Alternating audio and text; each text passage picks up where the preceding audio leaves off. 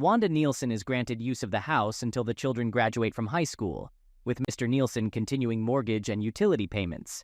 She is also entitled to half the value of her husband's business, and Mr. Nielsen will maintain payments for her vehicle. Mrs. Nielsen is awarded 60% of all assets, encompassing bank accounts, investments, and retirement accounts. Additionally, primary custody of the children is granted to Mrs. Nielsen, with visitation following standard protocols, including Mr. Nielsen having 2 consecutive weeks during the summer and every other weekend.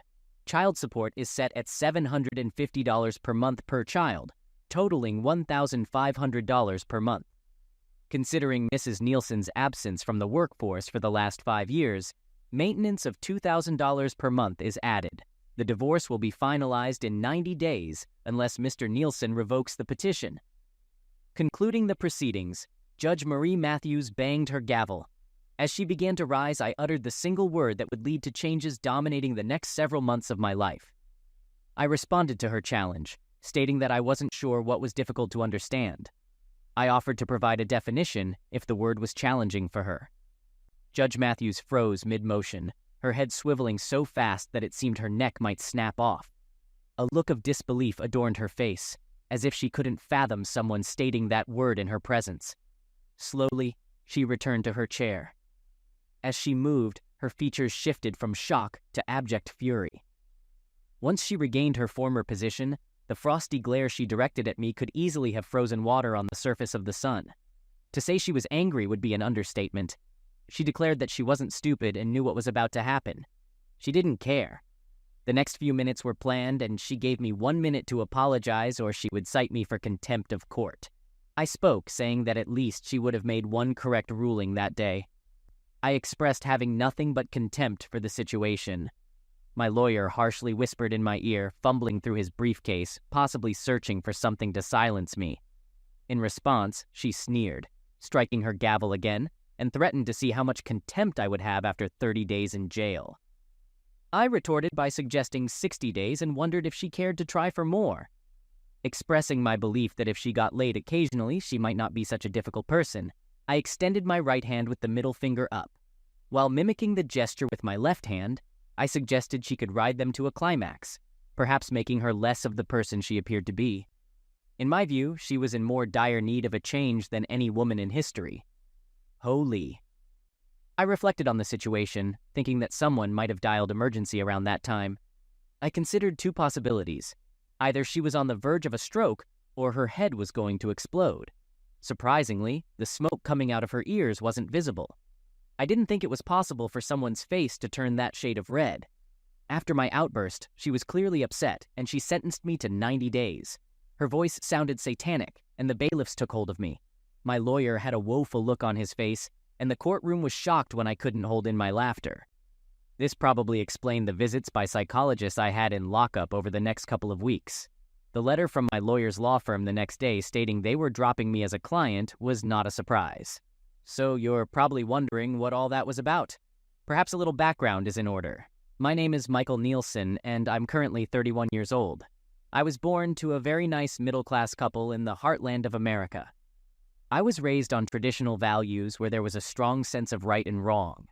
You respected those that deserved respect, and you didn't cheat when you gave your word. It meant something. The ethos I grew up with was to work hard, be generous with what you have, and live up to your values.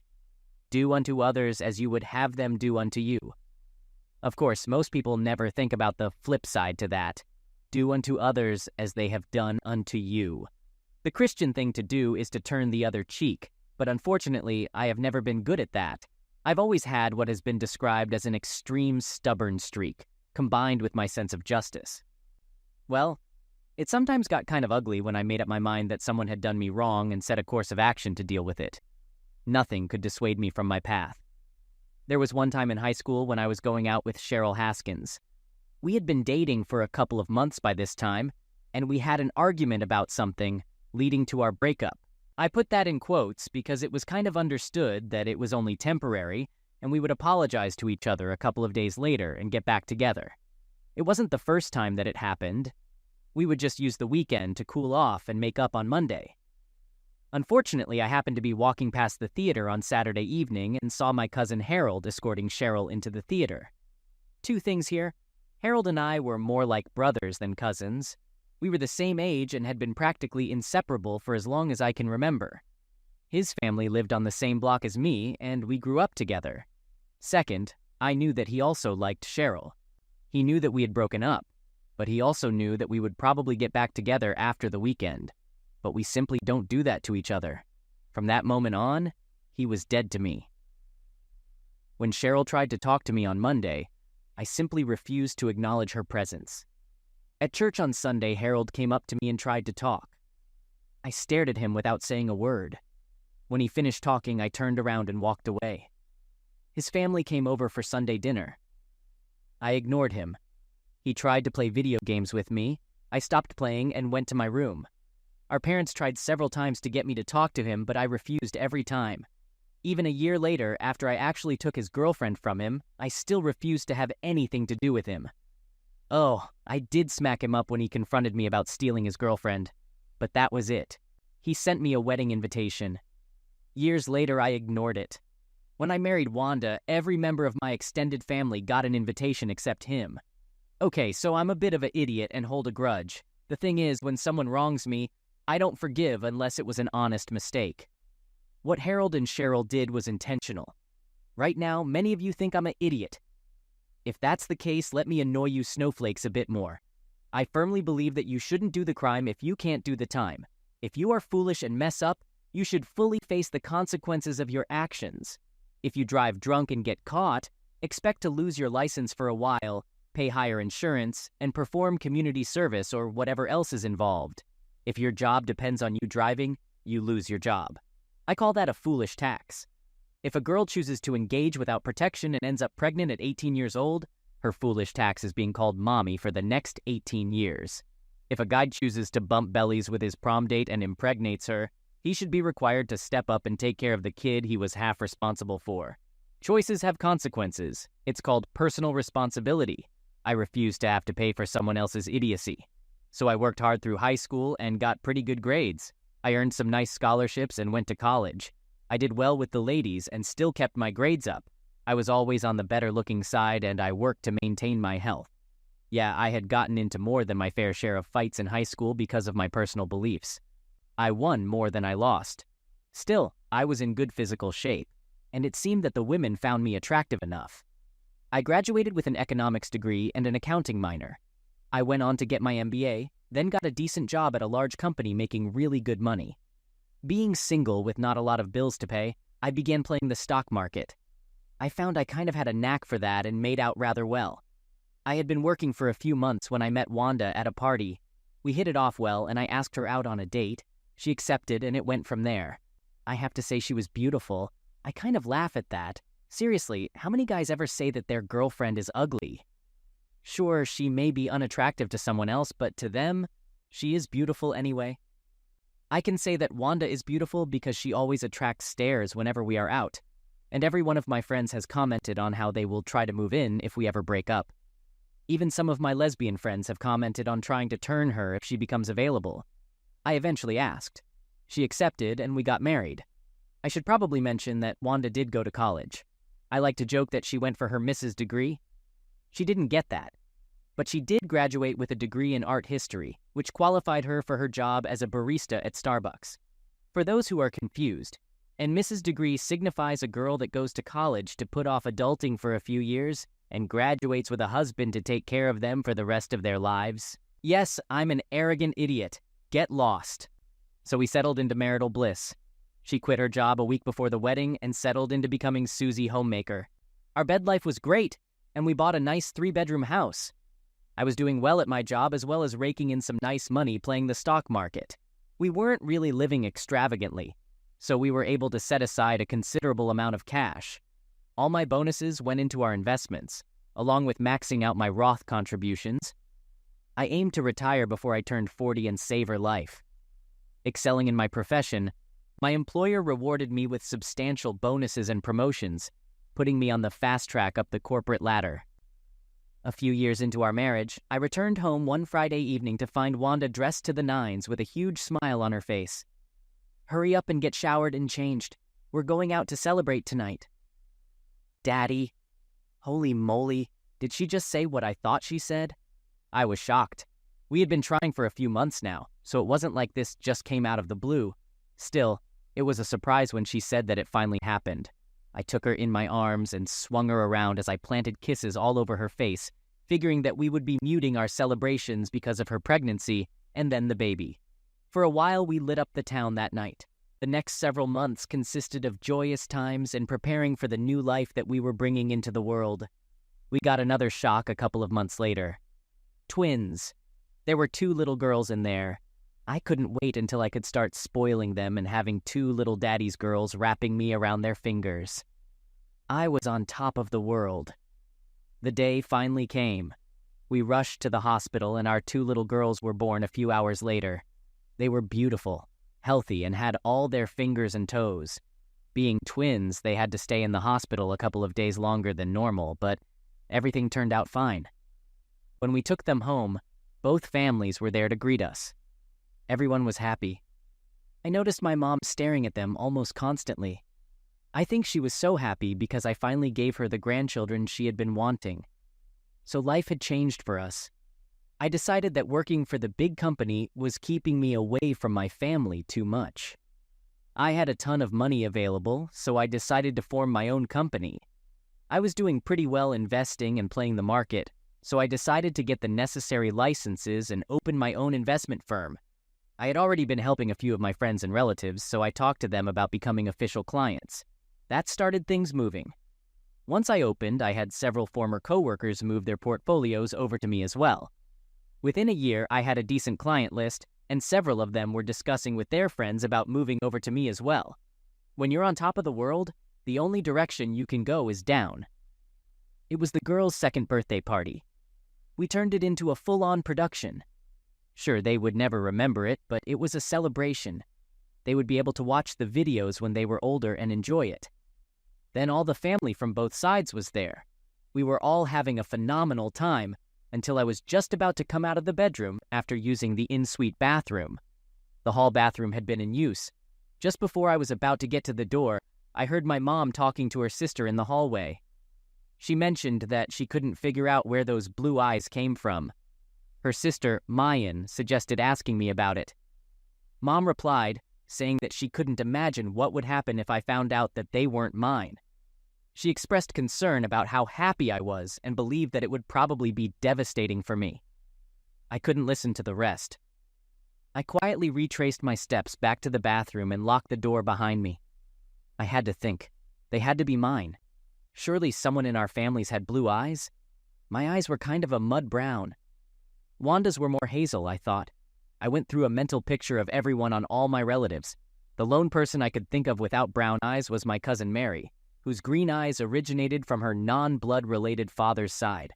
Contemplating Wanda's family, I couldn't recall anyone on her side with blue eyes. After a while, I realized I needed to compose myself and rejoin the festivities before being missed. Suppressing my emotions, I put on a cheerful demeanor and returned to the party, enduring a challenging day. Although I acted as expected, I mentally strategized about what to do later. Eventually, things quieted down, everyone departed, and while putting the girls to bed that night, I scrutinized their features. Some resembled Wanda, but others were unfamiliar, and I found none definitively attributable to me. The next day, while Wanda napped with the girls, I ordered supplies delivered to my office using a company credit card to keep the invoice hidden. Simultaneously, I researched local PI firms, as the suspicion that Wanda had cheated on me nearly 3 years ago became overwhelming. If she did cheat then, was she still involved in infidelity? I needed proof. A few days later, the ordered items arrived, and I had also met with and hired a company named Pro Investigations, providing them with all the necessary information to hack into Wanda's cell phone, tablet, and laptop. Concurrently, I initiated some financial moves. If she wasn't cheating and the girls were genuinely mine, these actions wouldn't matter. However, if my suspicions were accurate, it would safeguard my money from her reach. I refused to fund her unfaithfulness or someone else's children. While the girls were innocent sufferers, so was I. If she chose to mess around and get pregnant by someone else, they could bear the financial responsibility. Nothing was finalized, but I awaited the proof. 2 weeks later, I received the letter at the office. Locking my door, I opened it and cried for an hour upon confirming they weren't mine. Deep down, I had sensed the truth, but clung to hope. The following day, my PI met with me, providing all the proof he had obtained. Wanda was still involved with her blonde-haired, blue-eyed personal trainer, meeting him a couple of days a week and even taking the girls to his apartment. The audio confirmed their awareness of the real seed donor. The subsequent afternoon, I consulted a divorce lawyer, rejecting his conventional advice, prioritizing the children's well-being. I insisted on preparing the documents, but delayed filing until deemed appropriate. The preparations took 2 months, and with zero net income and assets on paper, I left Wanda surprised when my cousin Howard and his wife Cheryl showed up that weekend. I explained that Howard and Cheryl had come to see me in my office a couple of weeks ago. After some serious discussions, they acknowledged their wrongdoing, sincerely apologized, and I decided it was time to let things go. God damn, you people are so gullible. Yes, we reconciled. It's entirely true that Howard and Cheryl did visit me in my office last week. They did apologize again. That's all accurate. I'm an honest man, and I'm not lying about any of that. I genuinely forgave them and welcomed them back into my life. However, I may have overlooked a couple of irrelevant details. Just coincidences. Cheryl's family includes members who, let's say, aren't above bending a few minor laws. Some are large and don't hesitate to engage in the occasional barroom brawl. There's even speculation, irrelevant to this story, that a few might be enforcers for a local group of shadier businessmen. But it's just gossip from those who don't like them. A couple of days before Howard and Cheryl's visit, there was a news story about a personal trainer at a local gym being mugged shortly after leaving work. Foolishly attempting to fight off the 5 muggers, they took his wallet, car, and stripped him undressed, proceeding to brutally assault him, resulting in a broken jaw, shattered nose, broken ribs, a broken arm, dislocated kneecap, and ruptured testicles. He'll be in the hospital for at least a couple of weeks. The police should address the crime issue in town, but there are no suspects since the attackers wore dark clothes, gloves, and ski masks. Doctors expect the blonde-haired, blue-eyed sufferer to fully recover after reconstructive surgery and significant physical therapy, although engaging in closeness might be unlikely. Over the next couple of months, he'll discover his car was taken to a chop shop, his credit cards maxed out, bank accounts emptied, and his identity stolen for the dark web, leading to years of legal battles. Surprisingly, Wanda was despondent for about a week after the mugging, possibly concerned about the rising crime rate. Despite my offer to enhance home security, she remained unsettled.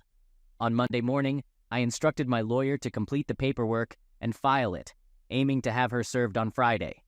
In the late afternoon, he attempted to persuade me to make changes, but I remained firm. By Tuesday, the forms were ready for my review and signature. Meeting him at his office to finalize everything, he once again warned me against my course of action. After some thought, I decided to humor him, giving her the house and even throwing in the investments.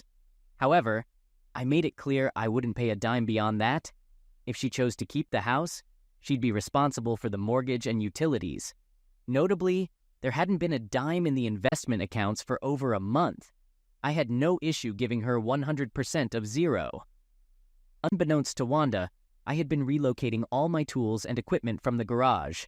Gradually, I also moved belongings I wanted to keep out of the house, mostly from my home office. Tools and larger items found storage on Howard and Cheryl's ranch, while less valuable, smaller items were transferred to a 1-bedroom apartment in a complex owned by an offshore LLC. The owners of the LLC were surprisingly challenging to locate and verify. Friday morning arrived at last. I headed to work as usual. A couple of days earlier, I had Howard assist me in moving my truck to the office. I left my car, got into the pickup, and drove to the bank. At the bank, I cleared out all the accounts, leaving $100 in checking and savings. Next, I emptied the safety deposit box. I then drove to the ranch and combined all the cash and contents of the safety deposit box with my other belongings. I didn't want to risk them discovering a newly rented box at another bank and seizing it. Also, I wanted to avoid anyone tracing a wire transfer. Besides, I anticipated needing the cash later. You might be wondering why I trusted Howard and Cheryl. It was straightforward. The mortgage on their ranch was held by a certain offshore LLC with murky ownership. Moreover, despite our issues, Howard is still family to us, and you don't mess with family. The rest of the family takes such matters personally. There was much joy in the family when Howard and I finally reconciled. Returning home late morning, I pulled over a couple of blocks away to check the GPS I had installed on Wanda's car. As expected, she was at the mall. Rushing home, I parked in the driveway. Over the past few days, I had packed up the rest of my clothes and belongings and placed them in the garage. Tossing the few boxes in the truck, I went inside, grabbed the remaining clothes from the closet and dresser, not bothering to pack them, just grabbing them by the arm, load hangers and all. It took only a couple of trips to toss them all inside the cab of the truck. I didn't bother closing the garage or even the front door. My cell phone rang as I was leaving the house. It was Wanda. Presumably, her cards didn't work when she tried to check out. Glancing at the GPS signal moving in my direction, I laughed, tossed my phone onto the table, and walked out the door. Within minutes, I was several blocks away. Arriving at my new apartment, I transferred everything from my truck into the appropriate rooms. 3 beers later, everything was put away, and as I sat back in my recliner, my new cell phone rang. Only a couple of people had this number, and my soon-to-be ex-wife was not one of them. I answered the call, and the voice on the other end informed me that she had been served. They assured me that I would have the video shortly. I responded with a simple, "Okay, thank you," before disconnecting. True to their word, 15 minutes later, I received the video in my email. To say she was shocked would be an understatement. Unfortunately, the video only covered her being served until she dropped to the floor. The process server checked to ensure she wasn't injured and left. The video concluded. At that point, I would have liked to witness her reaction once she began reading the divorce petition, realizing I had DNA and video evidence of her infidelity. From that moment on, things moved at the speed of a glacier. I received several phone calls, a few from my old office, as she had called multiple times trying to reach me. Apparently, she didn't believe them when they informed her that I had resigned and hadn't worked there for the last 2 weeks. She even showed up in person, demanding to see me. But that didn't end well for her. It took the police being called to escort her off the property. Howard made a couple of calls. She began pressuring him to reach me, suspecting his sudden appearance was too coincidental with my abrupt divorce. Restraining orders for my former company and Howard were filed, compelling her to cease. 2 weeks later, my lawyer finally contacted her to find out who her lawyer was, but she hadn't hired one yet. First off, she was quickly running out of money. All she had was the cash in her purse and $200 I left in the bank accounts. She started leaning on her parents for support. I relaxed without starting any projects, planning to be unavailable for a while. That and the desire to avoid leaving anything she could take. Eventually, she got a lawyer, and meetings were scheduled. I declined to attend, giving my lawyer firm instructions. Not a single penny more. Tempers flared at those meetings, leading to arbitration, which I had to attend, but they didn't go well. During the proceedings, questions arose about the whereabouts of the money. Accusations were thrown, with her questioning, "Where's all the money, idiot? What money? All our money? We're flat broke. In fact, I'm living in the cheapest single-bedroom apartment I could find, chosen for affordability and my acquaintance with the owner. All investments, checking, and savings disappeared due to a disastrous investment, investing in a cheating wife." Well, that was true.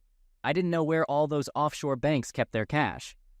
"We're giving her the house with her name as the only one on the title," my lawyer suggested. He could have been more forceful, but he sounded like someone observing a tornado-ravaged house, commenting that at least the rubble hadn't caught on fire. "The mortgage is maxed out, and I can't possibly afford the monthly payments." Wanda screamed, and it pretty much went downhill from there. Child support? Not my kids, not my problem. Spousal maintenance? Alimony for you Felicians out there. No job, no income, no way. She demands 70% of the liquid assets, but there are none. 50% of the business? Good luck. 150% of the retirement? Lost it all. Arbitration failed spectacularly. That brings us to our day in court facing the dishonorable Judge Marie Matthews. She was the most feminist, man-hating family court judge, harsher on men whose wives cheated. Yeah, I was screwed. Planning to criticize me for thinking I could convince them there was no money? You'd be wrong. Aware they could check accounts, I wasn't surprised when the judge used those numbers to calculate my liabilities. The thing is, they had no way to access it. I needed the time to transfer funds around through different banks and different accounts. I even went so far as to personally pull all the money out of one bank, then deposited parts of the withdrawal into several other accounts at separate banks. Of course, those accounts were in several different names. One of those rather shady businesses that Cheryl's family was involved with was a gag gift shop where you could buy fake IDs for entertainment purposes only. That was even printed on the ID cards. I possessed an ID claiming I was Jesus Christ, enhancing pranks when sufferers exclaimed, "Jesus Christ." I'd reveal my fake ID, costing about $1.50, skillfully crafted, with the only giveaway being the entertainment statement. For a higher fee, they'd omit the warning. I electronically transferred money to other accounts, potentially traceable but costly and time-consuming. Now, back in front of the man-hating judge, 60 days into my 90-day county jail stay, short-term sentences served in the county jail, not state prison. She sneered and asked if I had learned my lesson yet. I responded, "About not marrying a cheating spouse? I grasped that long before your court." She clarified that she meant my attitude in her court. The vein on her forehead was popping, not ideal for her blood pressure. I dismissed any issues with my attitude, expressing concern about her health while being railroaded in front of kangaroos, and suggested her blood pressure must spike during doctor visits. She warned me that she could extend my stay in jail and, given my attitude, would add another 30 days. She then brought up the purpose of the meeting, questioning why I hadn't made my first 2 child support or maintenance payments to my ex-wife. She also inquired about the absence of my lawyer, questioning if they were OD. In frustration, she expressed her mistaken impression that being really smart was a requirement to be a judge and thanked me for correcting her on that. She suggested explaining things to me so I could understand. Sorry if it's still over your head, but the lowest I can go is so a 5th grader can comprehend it. Do try to keep up. I really was becoming concerned about her bench catching on fire from the flames she was snorting. At that point, I was starting to think that she actually didn't like me. I am in jail. I have no access to any money. Since I have no access to any money, I am unable to send any money since it was your dumb self that put me there. I suggested she explain why she is the reason the cheating woman can't get the money that she was trying to steal from me to give to that fallen woman. I questioned if she got all that or if I needed to explain it to her slower. I was then escorted back to my cell for another 90 days, 30 from my original sentence, 30 from her first tirade, and another 30 that I managed to catch at the end. To be honest, it really wasn't that bad. Sure, the food sucked, but I still ate it. I had a nice bed to sleep in and lots of free time to relax. I made good use of the weights and exercise machines. I didn't have many problems in there. First off, it didn't take too long for my courtroom antics to become common knowledge inside the jail, making me a few friends. Second, did I mention that Cheryl's family has a few connections that could be of help to someone on the inside? In fact, there was only one problem. It came from one of Wanda's less intelligent cousins. He entertained the idea of getting arrested for a minor offense, spending a week in jail to teach me a lesson. Initially, the entire jail population recognized him before he set foot inside. It didn't take much brainpower to discern his intentions. Spotted halfway across the yard, an inmate collided with him while tossing a football. The accidental elbow to his gut occurred, but he continued his quest foolishly. Struck by a basketball after another 20 feet, the passer apologized profusely. An accidental elbow to the chin followed while being helped up. After shaking off the incidents, he resumed his trek toward me, encountering 2 more mishaps before reaching his destination. With my back turned, he attempted a sucker punch, but I wasn't clueless. Anticipating it, I spun around, delivering a forceful kick to his groin, a clear 65-yard field goal. His accumulated misfortunes caught up, leading to his transfer to the infirmary 2 days later. He refused yard exercise, spending most of his time in his cell until released. Back in court, facing the judge, she inquired if I was ready to apologize. I asked, "For?" She specified my vile courtroom outburst. I responded, "I really don't know what you're talking about." Dismissively, she warned me to keep a civil tongue or extend my stay. I expressed frustration, mentioning that another judge might take over and she was on my last nerve. I sarcastically suggested starting to stomp my feet, perhaps needing an EMT in the courtroom if she had a stroke. I pointed out that there was no child support, maintenance, mortgage, or utilities paid as ordered. I explained that I couldn't pay anything while jailed, couldn't work, and emphasized that the kids were not mine. I added that my ex-wife was a cheat and should pay for her own life, maybe charge for it. Addressing another issue, I stated that I had given her half the business and she should have plenty of money. Wanda's lawyer interjected, explaining that they had been unable to take possession of his client's part of the business. Mr. Nielsen had sold his company to an overseas entity about 2 months before filing for divorce, and they hadn't determined the actual owners to address the court order. Suddenly, an attractive woman approached, stating she represented the board of directors for the firm that purchased the business. She moved to dismiss the ruling giving Mrs. Nielsen any part of a business owned by her ex-husband. She argued that it was irregular to award ownership without the business's involvement.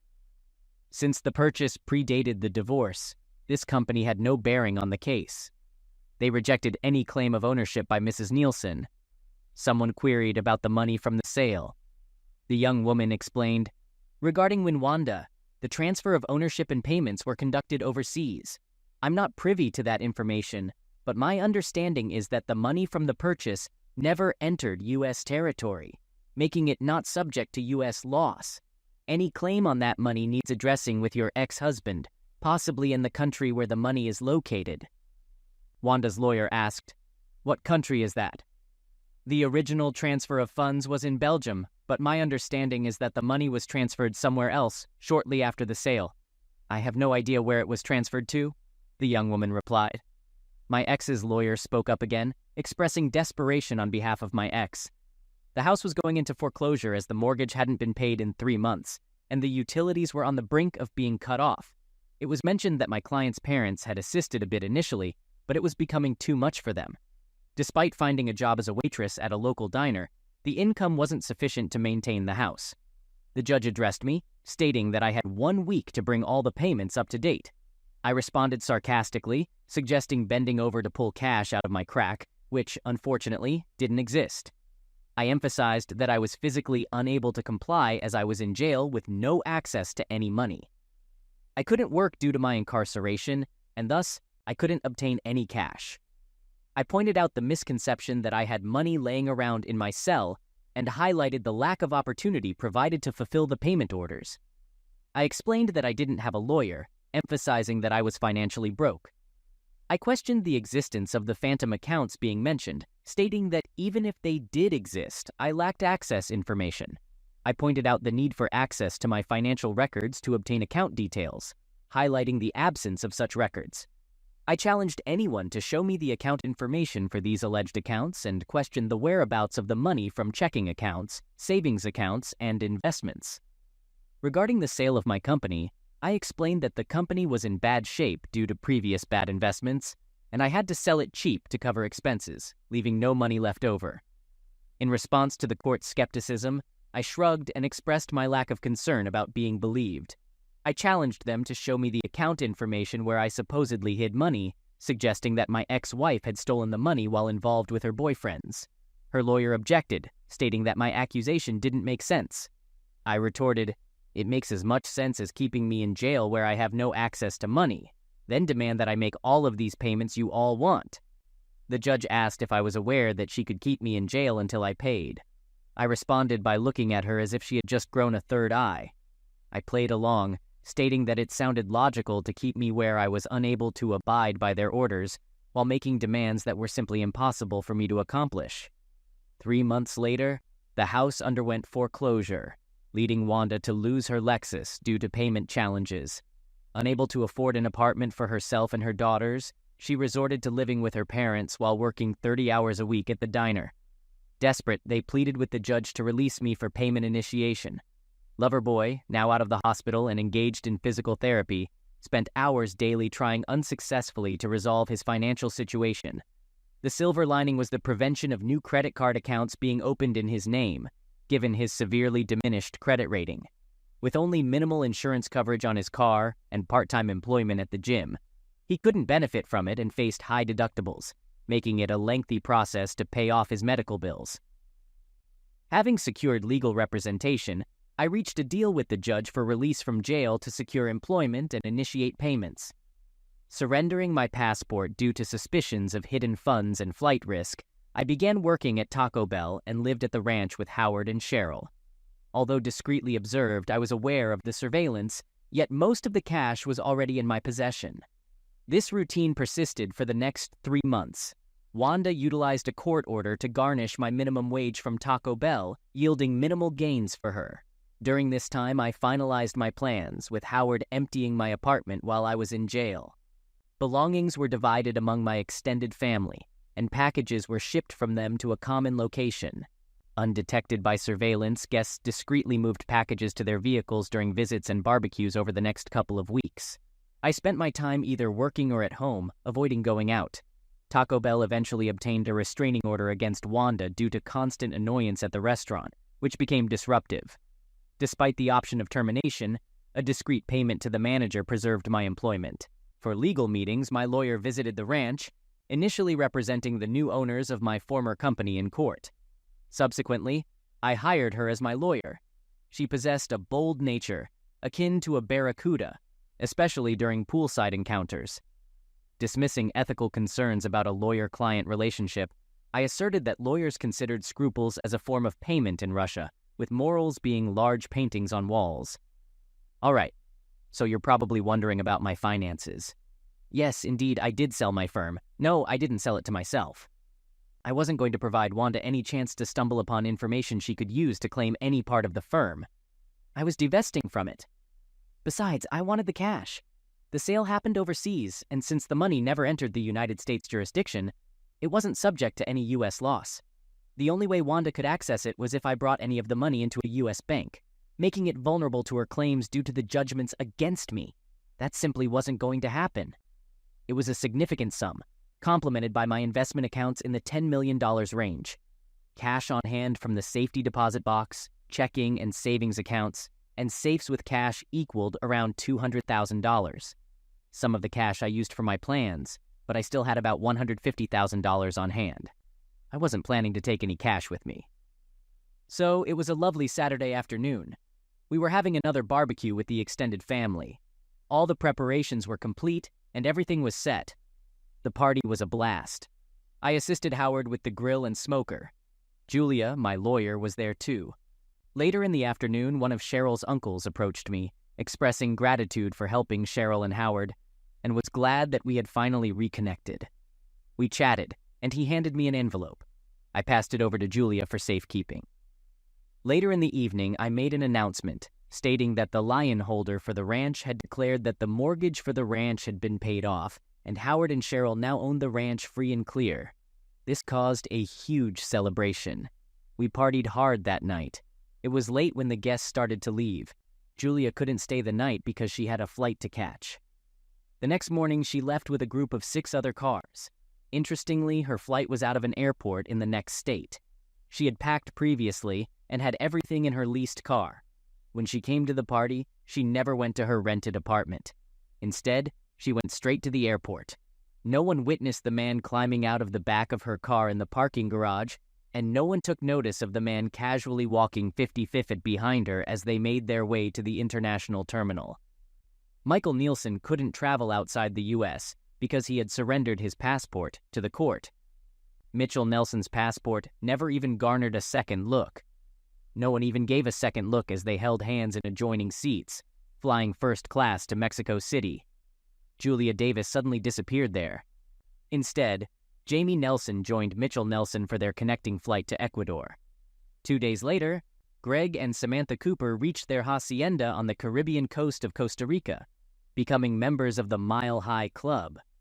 Oddly, an old Chevy pickup resembling the one that disappeared from Howard and Cheryl's ranch awaited them. 2 weeks after the barbecue, a bench warrant was issued for Michael Nielsen.